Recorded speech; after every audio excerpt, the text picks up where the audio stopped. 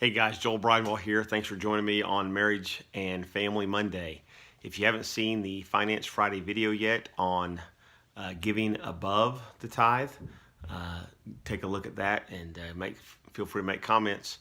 On Tuesday, had problems last time uploading the Select a Bible Topic Tuesday, so I'm going to address unpardonable sin again and make sure that uploads next time. But on Marriage and Family Monday, I want to talk to you about husbands and wives. I want to talk to you about their greatest need. Now, oftentimes we think, oh, greatest need for a man, it's sex. Greatest need for a woman is to have a listening ear or something along those lines. And those are important, but they're not the greatest thing. The greatest need for a woman is love, to know she's loved, to know she's provided for and cared for, loved in that sense.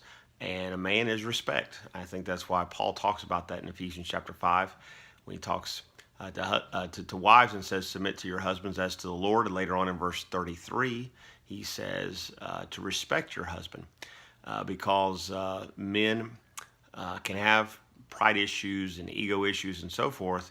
And they can also have self-esteem issues and sometimes low self-esteem issues. And when they're having difficulties at work or just in the community or just in their family or whatever, it's real important that they get the respect that they need. And that's especially important from the wife, the one that has pledged herself to him. And her great need is to be loved, a sacrificial kind of love.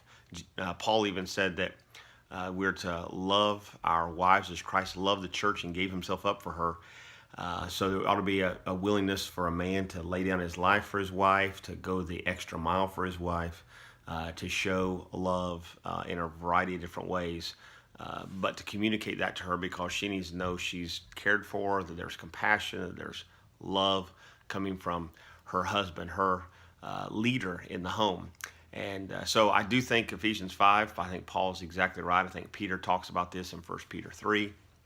And I think we see it at the very beginning, even in the Garden of Eden, that responsibility going back and forth, and then where they begin to break down. So I hope that helps you. I hope you can be encouraged by that, and that you will seek to carry that out as a married couple. And for those you have influence over, maybe your parents of those who are now getting married, to remind them about this important issue of love and respect, and how to show that, how to model that. And ultimately, it's a picture, as Paul says, not simply between a husband and wife, but also between Christ and the church, a union that takes place, a spiritual truth there of the good news of Jesus as he lovingly sacrificed himself for the church, and how the church is to submit and respect and listen to his leadership. And so it's a beautiful picture, and I hope it's a beautiful picture in your home as well. God bless you. Look forward to seeing you again soon. Goodbye.